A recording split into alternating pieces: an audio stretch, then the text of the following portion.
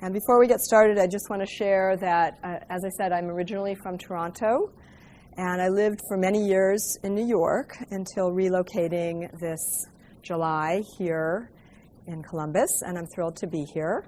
So what I did notice is in the decade of the 2000s, I noticed that Toronto, where I often went to visit, I was living in New York, and I noticed that Toronto became a much more creative and cultural city. And having grown up there, I noticed that it really changed its own attitude and the way it was perceived. And at the same time, I lived in New York during the decade of the 2000s, so I was there during 9/11 and saw the way things transpired after 9/11 as well. So I thought it would be interesting to compare these two cities for my talk. So today I'm going to be talking about really the stakeholder partnerships, but we're really going to look a bit deeper at the cultural city with creative economic development policy in Toronto and New York. So what I'm looking at here is whether there was a policy relationship, cultural policy, and the increased presence of arts and culture in the economic development toolkit. So what I'm really interested in finding out is, how is it that arts and culture end up being a choice in economic development in the municipal framework? And why is this happening? A lot of people think that cultural policy is really about, is a city or a state or a region giving money to arts and culture? And really, cultural policy is a lot more than that. And so I'm really delving down into the economic development piece to really understand how this is taking place. And I want to look also today at the role of stakeholder partnerships in all three sectors and kind of how this contributed to these outcomes that we're going to look at. So what I've done here is a comparative case study of Toronto and New York in the 2000s, and we know these are very different kinds of cities. So these are individual cases, and then I compare the two as well. So we know that New York is a very much larger city. It has a huge agglomeration of creatives. And Toronto is a smaller city. It's really more aspirationally wanting to be a cultural city. So I don't know, do we have any Canadians in the room? Okay, not really. Okay, so I can say this, that Toronto used to be thought of as more of a cow town. Toronto was the sort of center of finance, and the center of culture in Canada was thought of as which city, do you think? Montreal. So really, Toronto aspirationally wanted to become a creative and cultural center. It really wasn't that way. It was sort of a little makeover. And New York, we know, has been a center of arts and culture for many, many years.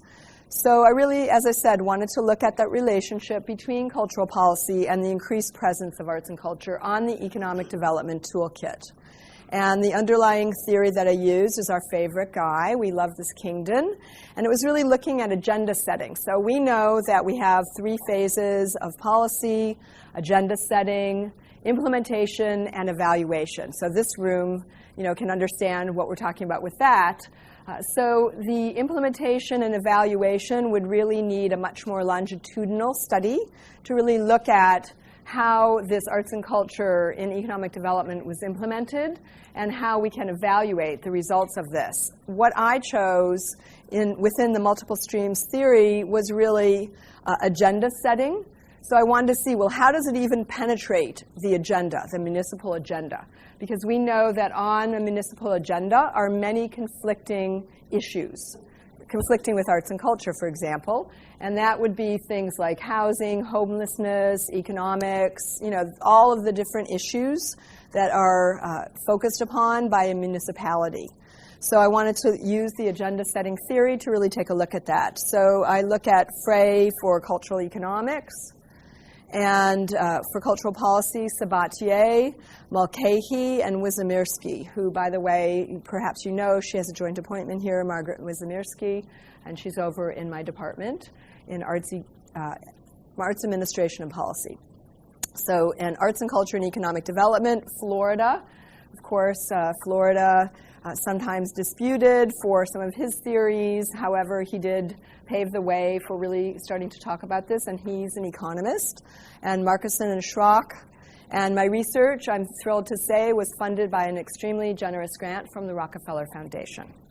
And interesting, a note on that is Rockefeller has defunded their grants to arts and culture.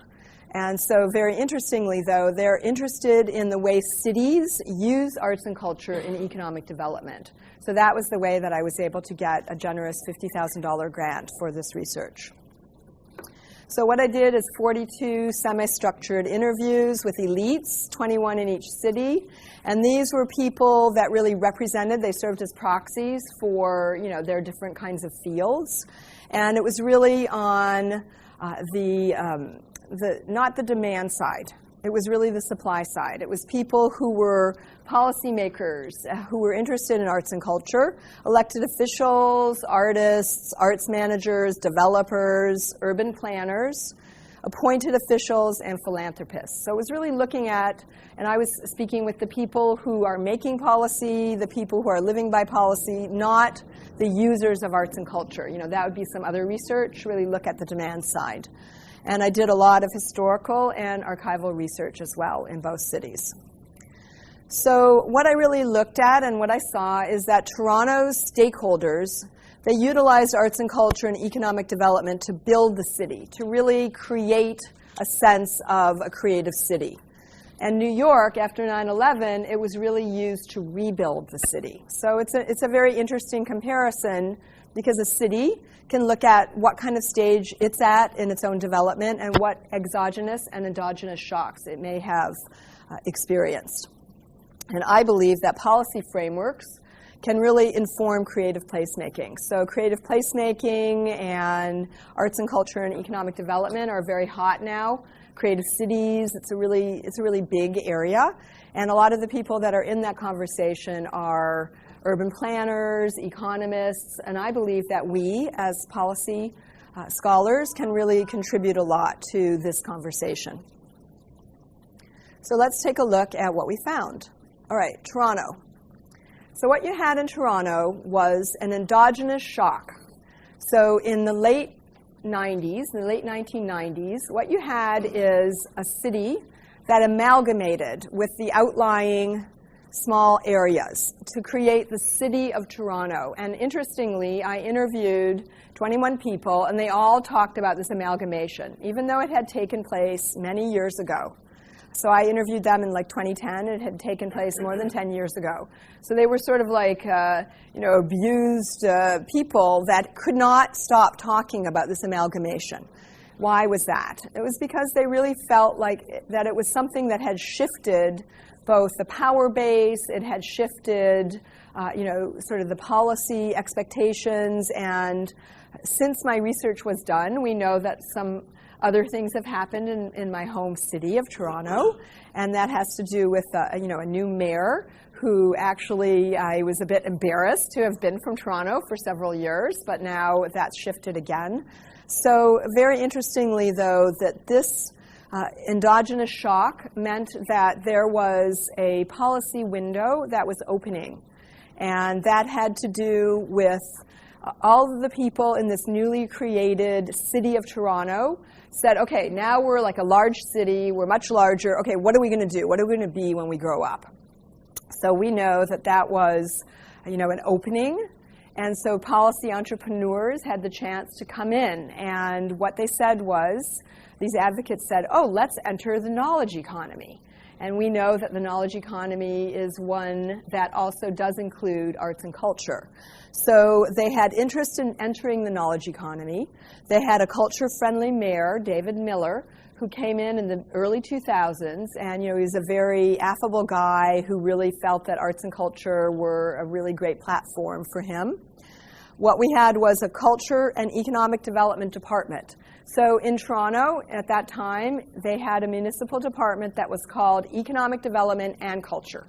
And it was in one office area, one office suite. And so we know that studies show that when people are really agglomerated that way, that there are a lot of conversations that happen, and it's a really great way for some synergies to develop. So that was very interesting and innovative. So we know that there was a lot of research on the cultural economy and a creative cities focus. So during that time is when Richard Florida was brought from Pittsburgh to Toronto, and he started his own institute at the University of Toronto. So you had this very robust center of research on creative cities.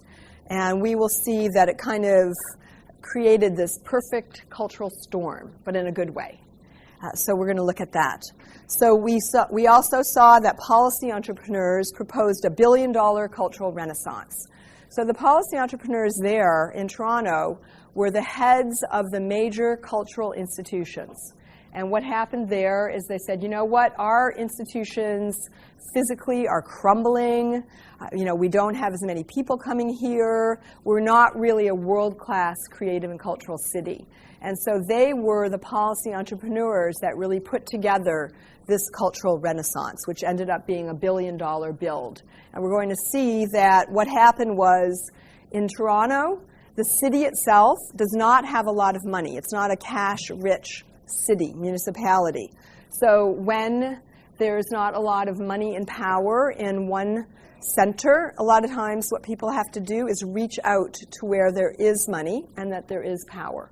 So in Canada, it was in the province of Ontario, and it was the federal government and the private sector.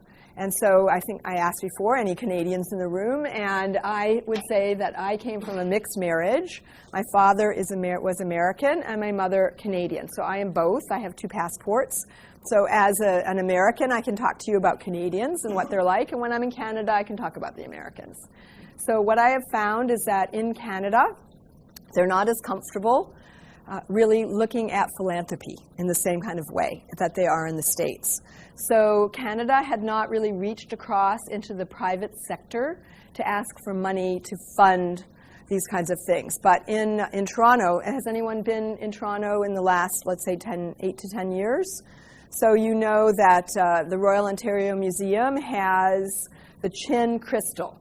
So it's this very archaic-looking building. It's a very beautiful building, classical building, and it has this giant piece of architecture that pushes out into the street, right? Those of you who've seen it, it's very controversial. But Michael Chin was the donor who gave a lot of money for that. So what we had were these stakeholders, and they, as I said, included the provincial, federal government, and private sector actors.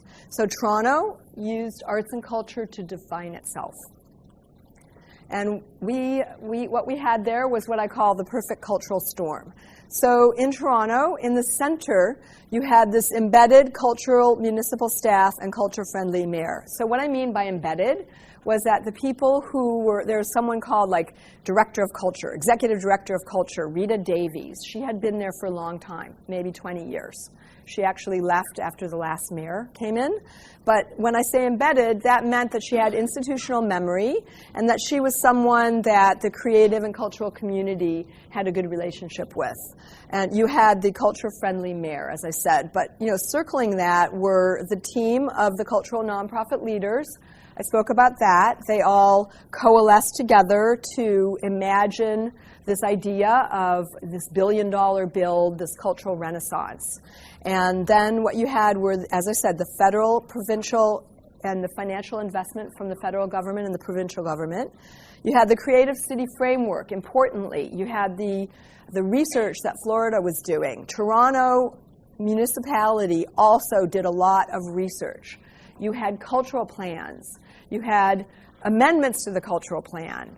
You had updates to the cultural plan. So during that decade, there was a lot of emphasis on research and really writing these reports. So it was a very scholarly kind of a thing, but they also reached out into the polis. So really importantly, but they were able to articulate things using data, using reports. They really valued that. And as I said before, we had private sector money. So it really looks like that. And it's important to understand that a city that's not in a very powerful position can reach out and build these kinds of stakeholder partnerships. What about New York? Can you recognize this? The Gates. Anybody see that? The Gates, which was an exhibit in Central Park by Christo. Interestingly, It was never he tried for 20 to 30 years, he and his wife, to do the gates in New York City, and it was never able to pass until after 9/11, and Bloomberg was there, interestingly. Okay, let's look at New York. New York had an exogenous shock in the early 2000s, and that was 9/11.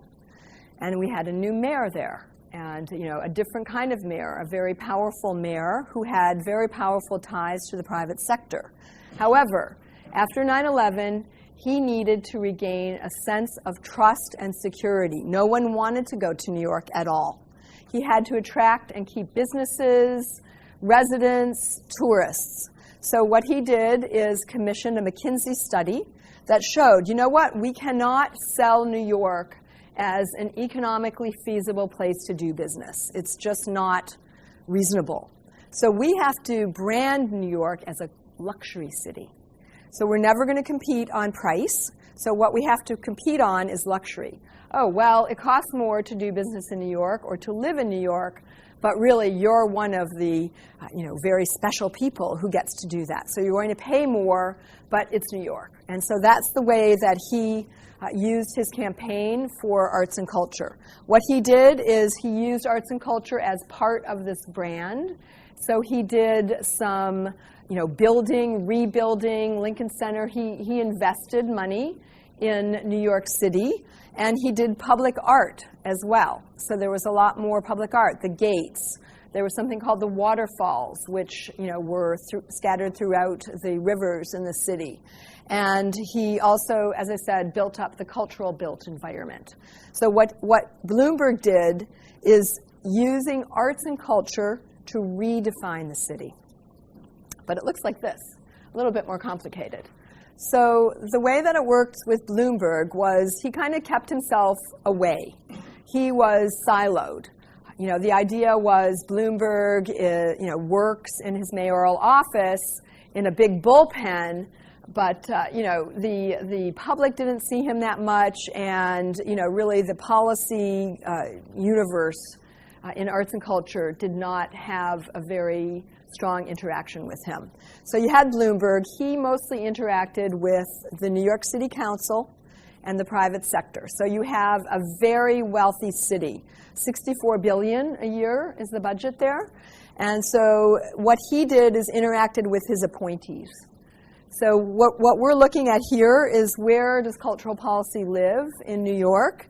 And it was really in between cultural affairs, and the budget of the New York City Department of Cultural Affairs is approximately $160 million a year.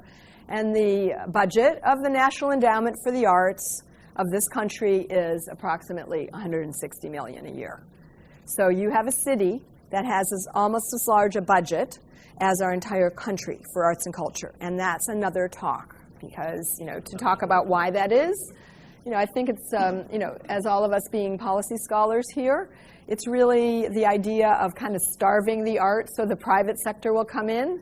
And it's an interesting debate that we could discuss, and I'd be happy to come back and talk about that another time. The heads of these agencies, economic development, tourism, cultural affairs, that cultural policy lived inside of all of those places, kind of touching each other, but there was nothing that was really thought through or done in a collegial kind of way. It was all done kind of behind closed doors. So there was cultural policy that was happening, but it was sort of happenstance. And interestingly, in economic development, the department there is kind of an outsourced organization where the city of New York kind of outsources their economic development to another organization. So the cultural policy was really targeted at the cultural nonprofits, as we know, and the creative industries. And the work that I do, what I'm really interested in, is the vanishing line between the for-profit and the not-for-profit creative economy. So it's really where these arts and culture organizations that are nonprofits are looking at using business practices, best practices, and the businesses are looking at some of the relational expertise that the nonprofit organizations have, and that's in terms of building business and building relationships. So I want to talk a little bit now about the conceptual framework that I used to really understand these data that I had gathered. And I'm going to walk you through the 6 areas that I really looked at. And we know that many of you are doctoral students, many of you are professors, and we know that we're looking at the relationship with our data, so that we're listening to our data, and then we're kind of trying to figure out how we're going to categorize things. So it's that relationship back and forth that I'm going to look at a bit here. Okay, so first I wanted to look at, and what does it mean? What do arts and culture mean in your city? So this has to do with some of the questions that I asked to the respondents. So what I found here was these were the kinds of things that the respondents felt arts and culture meant. It had to do with economic benefit. It had to do with demand for arts and culture, social benefit. And we're going to see in this talk that, that I look at the value of social benefit and public good to each city. It has to do with diversity. These are some of the issues in this area. Pride of place. So arts and culture in a city really inspire pride of place for residents. It makes people want to come and live there. If they do live there, they feel proud to be there. It has to do with education and youth. So without educating people to have arts and culture in their demand bundle, then there's not going to be any interest in arts and culture in economic development because there won't be any users. So it's also about quality of life and accessibility. People feel that they can't get into an arts and culture organization, even if it's free. They feel there are barriers. People don't know. Should they go to an opera? What are they supposed to wear? Do they clap, in a classical, performance after each movement? Do they clap at the end? There are a lot of accessibility issues that aren't just can people actually get there. So there are a lot of barriers to people taking up different kinds of arts and culture. And of course, creativity. Can't do anything without that. Second, what were the roles, benefit, and manifestations of arts and culture in these cities? So my respondents talked about these kinds of things. Community development, tourism. We know that that's a really big draw, especially in larger cities. That's one thing I know Columbus is really wanting to do. I know that some of the people that are in the tourism business in this city want us to be known as Columbus, not Columbus, Ohio. So kind of how do you do that? What would be the role of arts and culture in our city in making that happen? The cultural industries, we talked a bit about that before. Public art plays a role, and of course cultural events. So the temporal events. I don't know if you guys know, but when you move to a new city, you learn a lot about it, that we are the #1 festival city in this whole country. We have more festivals in Columbus than anyone else does. So really exciting to know. So cultural events, temporal events, that's something that we can be really proud of. Cultural producers, so the creative economy producers, who are they? This is where arts and culture are manifest, and as well revitalization. So we know a lot about that because there are a lot of policy impacts to revitalization in many aspects. Okay, I looked here at stakeholders, and that's something that we're talking about, especially today. So who are the stakeholders in these interventions? So we know that they're mayors, they're the city council. In our city here, we have 7 city council members. That's a really interesting number. Probably a lot can get done when you have, a number of people like that. I think, larger cities have many, many more, and, perhaps it's harder to implement policy with that many. We know the private sector is involved as a partner. We know that the cultural community plays a role. Also, arts intermediaries. These are organizations that serve arts and culture organizations. So that might be like the Greater Columbus Arts Council, an arts intermediary. We also have nonprofit organizations, corporate sponsors, partnerships of all kinds among the sectors, and federal and provincial or state governments. Also, I looked at cultural policy. What does that mean in these 2 cities? So that meant how cultural policy was perceived. What was the perception of cultural policy? And we'll find that in New York, people were like, what is that? we don't know what that means. Because I talked about before the way that everything was veiled. It was kind of done behind closed doors. In Toronto, not so much. People knew what cultural policy was about. Municipal cultural strategies. What are the strategies that cities are using? How are they gathering data? What are we using to measure things? What information are we using? What about plans? Okay, so interestingly, New York does not have a cultural plan. So a cultural plan is really a living document that lives in the municipality.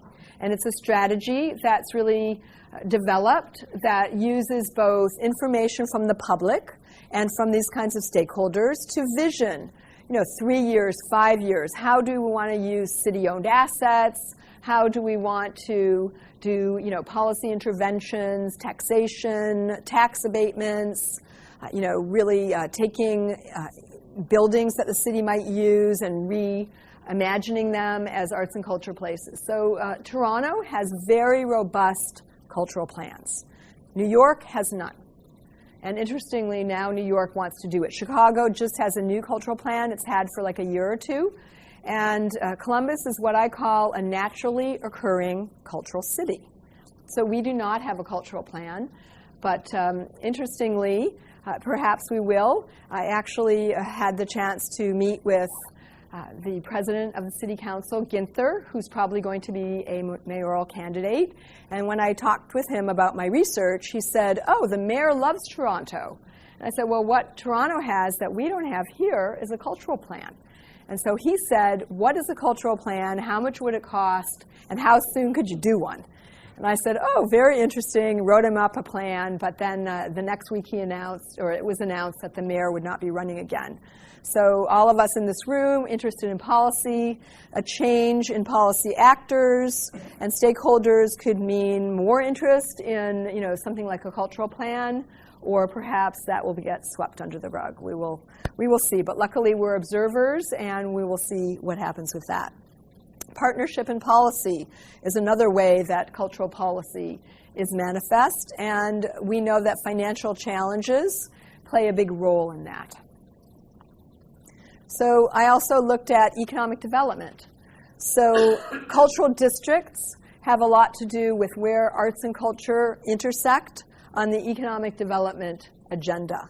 So cultural districts, interestingly, I don't know if we have any designated cultural districts here in the city. I know that the university wants to really expand our presence and role as a cultural district here in our area. And one of the things that I'm going to study in the next year or so is Franklinton and how it's developing itself as a cultural district. Interestingly, will they have a cultural plan? That's something that I'm planning to work on with them. But many cities have designated cultural districts. In New York, there are a couple, and one of them is called the BAM, Brooklyn Academy of Music Cultural District, and that's where it's a municipal designation that affords certain kinds of policy issues for a certain district, and that's a very interesting kind of thing. We look at global competition and how that impacts the creative economy, and the recognition of the role of arts and culture in economic development, as well as what I talked about before, assets. What can a city provide? Things like land, capital, and training. And finally, we look at creative cultural policy. So what does that look like? It has to do with the cultural built environment and the kinds of investments that a municipality makes. It can do things with zoning. This is the power that a city has, a municipality has, to make decisions about these kinds of things. Permits. So we know that many cities really want to foster filmmaking. So, are we in Columbus going to become a center for film and television production? We could, if we decide that we're going to give very favorable permits and, tax abatements to filmmakers if they want to do that kind of work there. Maybe Franklinton will become a lot where films and television shows could be made. But these are the kinds of tools that cities can use to really foster economic development using arts and culture. We talked about city planning, tax issues, we discussed that a bit, and tracking and reports as policy tools. So if a city is not using track and reports, it can't really make a case for arts and culture, like, well, why? So, and we have an interesting, I guess it would be an endogenous shock. So I know that the current mayor really loves Franklinton, and he's one of the ones that's really supported what's going on there.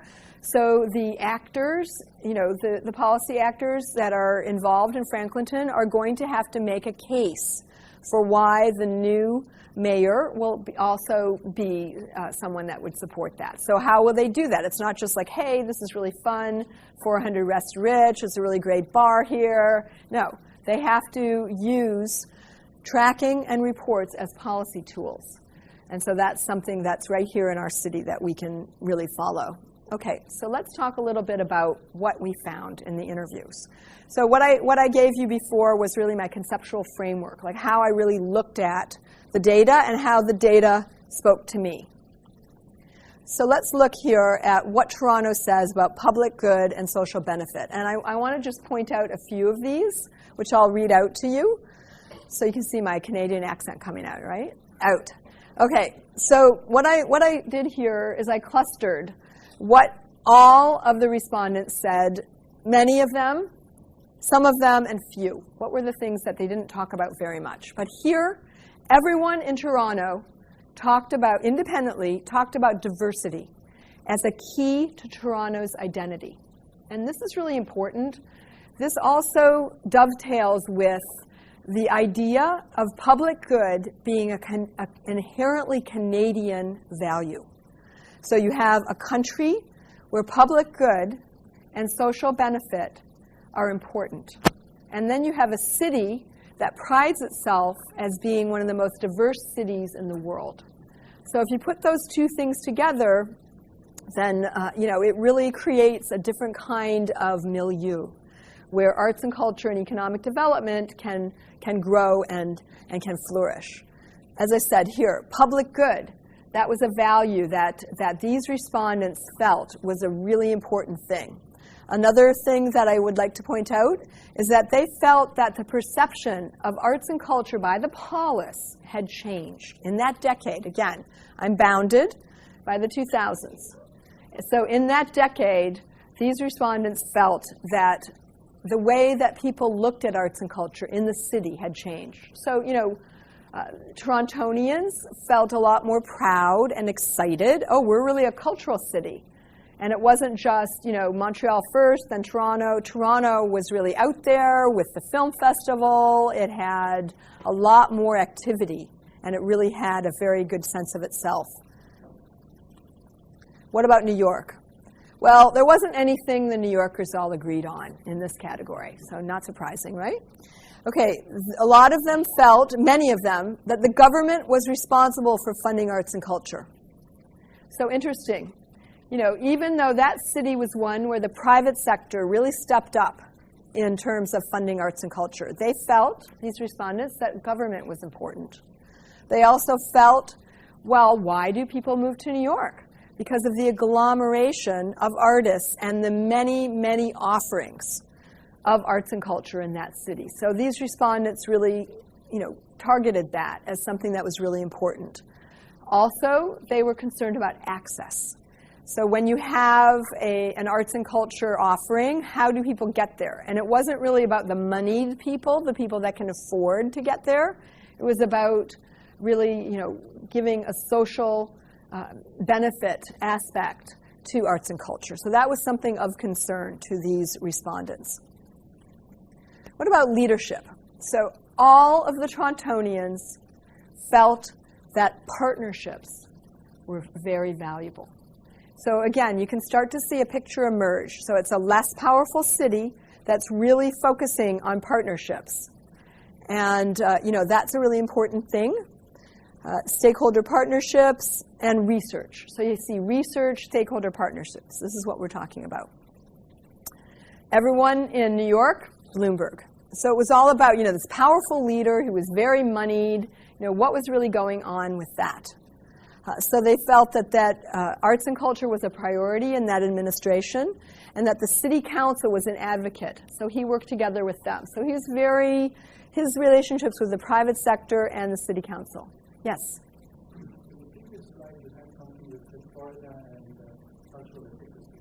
Yes. Okay, Richard Florida. Okay.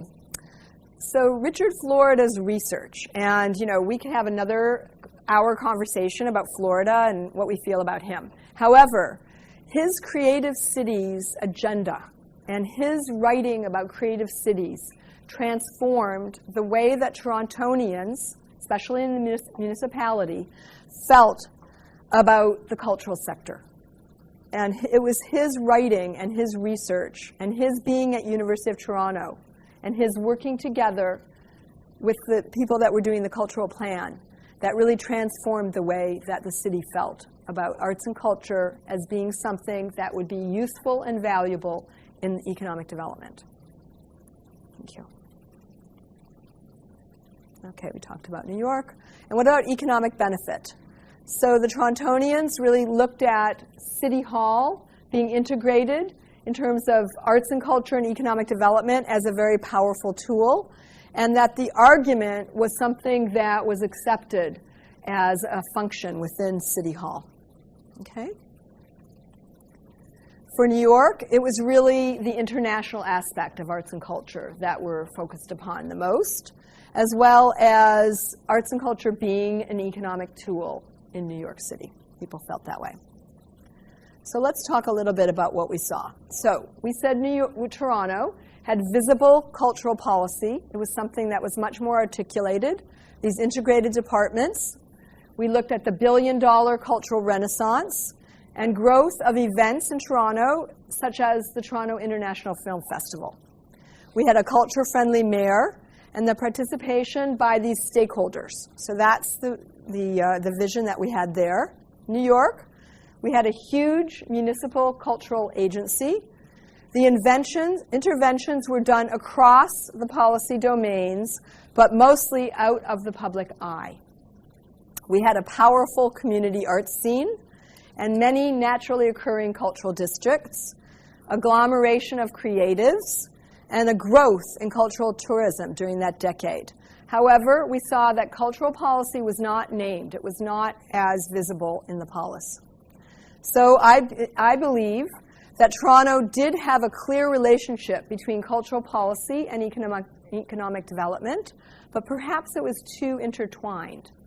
It was something that could be pulled apart. And when the decade ended, it was more in jeopardy. New York had a relationship that crossed policy domains that was kind of entrenched, but it was really not named as such. So what can we learn from this, and what do I recommend for cities? So first, I have 3 different aspects that a city, I believe, should look at based on this research. First of all, the research and planning. So we can see that in Toronto, they did a lot of that. I think that cities should really analyze how arts and culture interventions can really support the economic development agenda and integrate these findings into some key policy interventions. Creative Cities Plan. That's what did happen in Toronto. There was almost like a rush to a buy-in, and then there's kind of a little bit of a backlash on that now. We want to be able to raise the awareness of the power and the voice of the creative city community and the economic impact and the social good impact, and identify some strategies for future growth. We know that Toronto did produce a wealth of reports, and they used these to guide their policy development using arts and culture. New York, as I said, outsourced this. They outsource it not just to economic development, but other nonprofit organizations that did this kind of research for them. But it aided them in understanding the creative economy's contribution. Second, partnership development. That's a really important aspect that I would recommend for cities, to really build these kinds of relationships, but across policy domains and across sectors. So within the municipality, you need to really involve tourism, economic development, and the arts and culture people have to all be at the table talking together. And you have to go to all 3 sectors to build these kinds of partnerships. And you need open dialogue and consultation between all of the actors. And the city should really be a convener and a locus for this kind of activity and leverage private sector support. Toronto did this. They're not necessarily as good at that as New York. You want to gain buy-in, of course, from the cultural community. We saw that Toronto was really interested in the partnerships and the relationships, and the municipal actors were the ones that really facilitated this. New York, everyone who did not work for the city said, what cultural policy? And those were most of the interviewees. So I think I interviewed like 3 people that were involved with the city. Everybody else said, what cultural policy? We're not involved. Even though these were like elite actors, people who were very important in the city, they weren't really at the table. So, but the city has New York has very strong cross-sector and multi-domain ties. Third, and this is, I think, something that's really a key. It's about integrating arts and culture into the economic development framework, incorporating interventions that target both economic benefit and social good. So I believe that economic development that really has both of these elements and that values these is going to be really successful in terms of arts and culture in economic development. So that's really looking at, what is the social benefit of this? How does it increase pride of place? So it's some of the qualitative measurements and the social good measurements are going to strengthen the economic development trajectory. And I think that they should be unified. This addresses multiple stakeholder goals. It also enhances the brand building of a city and the revenue generation. So it's the money and the social good. And that's something that I think is very sustainable. And it will create an urban cultural policy ecosystem, as I say. It looks like this. So it's really something that has the identity and brand of a city, the public good, the creative economy, the built cultural environment, stakeholder partnerships, the economic benefit, and creative citizenship. So people really working together for a creative and a cultural city. So in conclusion, one of the things I'm looking at now is what I call kind of the shadow side of creative placemaking. So who's left out of this conversation? How has this creative cities policy idea traveled through the policy networks so globally? I'm doing some writing and research on that now. I think it's an interesting thing to look at. I call it In the Creative Cities Shadow, the winners and losers of creative placemaking, kind of who's left out here and who needs to be included. Also, if you build it like Paducah, Kentucky, perhaps you know what they did down there is they gave artists their buildings and lofts for $1. So if you give a space to artists, will they come and will they be creative? There's a lot of writing about creativity being supported. Does that foster creativity or does it inhibit creativity? So these are some issues that are interesting. Also, cultural districts. Are they something that's going to be created by a private entity? So, is that something that Nationwide just bought a lot of land in Franklinton? They want to do a cultural district. What does that mean to a private stakeholder, and what will they do? What about something that's a municipally created cultural district? What would be the difference?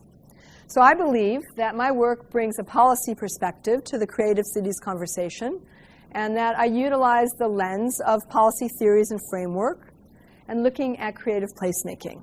I think that policy theories and frameworks are tools with which we can look at arts and culture and economic development in cities and regions worldwide. And thank you very much.